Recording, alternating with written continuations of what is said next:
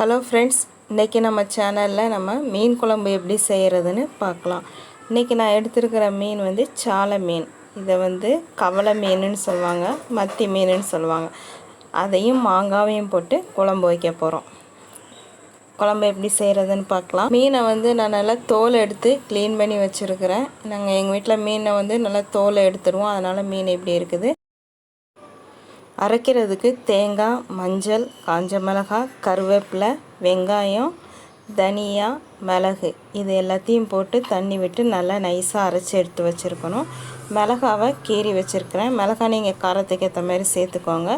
மாங்காவை துண்டு போட்டு வச்சுடுங்க. ஒரு சட்டியில் நம்ம அரைச்சி வச்ச மசாலா, புளி, உப்பு இது எல்லாத்தையும் ஒன்றா கரைச்சி வச்சுருக்கிறேன். புளி ஒரு லெமன் அளவுக்கு எடுத்துக்கோங்க. நான் ஃபஸ்ட்டு சொல்ல மறந்துட்டேன். புளியை வந்து ஒரு லெமன் அளவுக்கு எடுத்து கரைச்சி இதில் ஊற்றி மிக்ஸ் பண்ணி வச்சுருக்குறோம். இதை அடுப்பில் வச்சுட்டு நம்ம நறுக்கி வச்சுருக்கிற பச்சை மிளகாவை இதோடு சேர்த்துடலாம். அதுக்கப்புறமா இதில் வந்து மீனை சேர்க்க போகிறோம். ஒரு கொதி வந்ததும் மீனை சேர்த்துட்டு அதுக்கு கூடவே நம்ம எடுத்து வச்சுருக்கிற மாங்காவையும் இதில் சேர்த்துடலாம். மாங்காவையும் இதில் சேர்த்துடலாம். சேர்த்துட்டு இப்போ இதை வந்து கொஞ்சம் வேக விடணும். இப்போ மீனும் மாங்காவும் வெந்துடுச்சு அப்படின்னா குழம்பு ரெடி ஆகிடும்.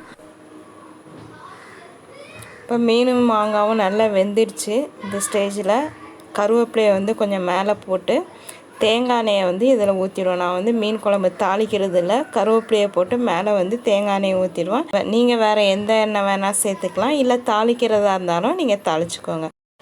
இப்போ நல்ல டேஸ்டான மீன் குழம்பு ரெடி ஆயிடுச்சு.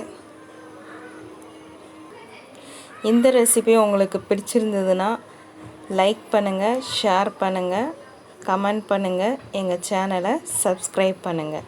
தேங்க்யூ.